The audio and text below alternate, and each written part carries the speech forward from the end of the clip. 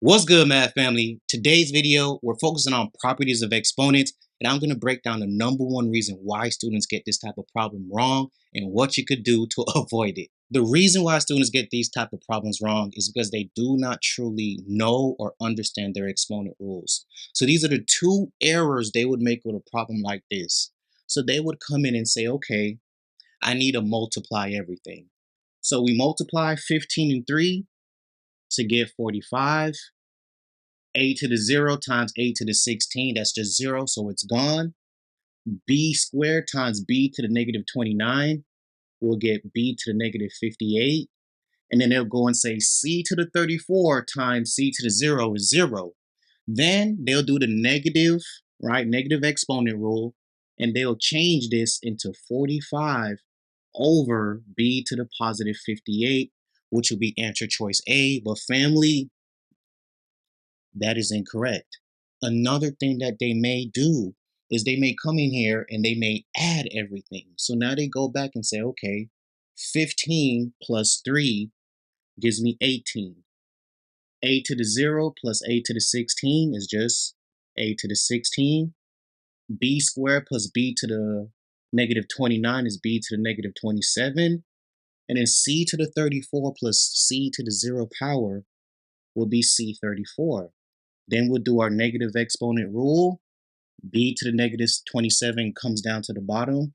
And what we'd have as a final answer is 18a to the 16 power, c to the 34, all over b to the negative 27.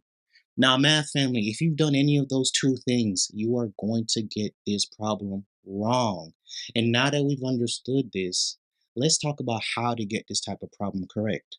So the correct way for us to do this problem, right? Let's go back now. So we know it's not A, we know it's not C. It's a combination of those two things that we just did. Meaning what? We're going to multiply 15 and 3 to get 45. Remember, a to the 0 power is just 1. So a to the 16 is going to stay the same because there's no other base of a. There's no base of a with an exponent. It's gone. It's just 1. So a to the 16 stays the same. B to the second power times b to the negative 29. This is when we add our properties of exponents. So this would be b to the negative 27. And then when we go to c to the 34 plus c to the 0 power, c to the 0 power is just 1. So c to the 34 stays the same because there's no other base with an exponent similar to this one. There's no c to another power. Now with this step, this is when we'll focus on that exponent rule and we'll take the reciprocal of our negative exponent. So 45 stays up top, a to the 16 stays up top, c to the 34 stays up top, and on the bottom, b to the negative 27 now becomes b to the positive 27, and our correct answer choice should be D. So when you're dealing with properties of exponents and we're multiplying exponents with the same base, we multiply our coefficients and then we add the exponents with the same base.